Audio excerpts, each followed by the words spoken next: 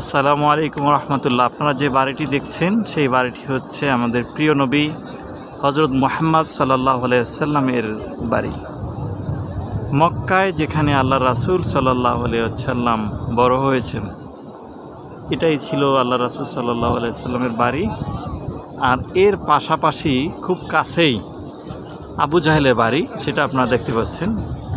এই যে ঘরটা দেখা যাচ্ছে, এইটা হচ্ছে আবু জাহেলের বাড়ি। আর এই যে আবু জাহেলের বাড়িটা আপনারা জানেন হাম্মাম নামে পরিচিত।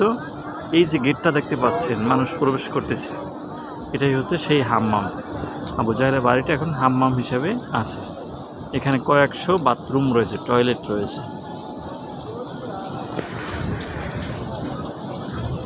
এই যে আল্লাহ রাসূলের বাড়ির একটা অংশ।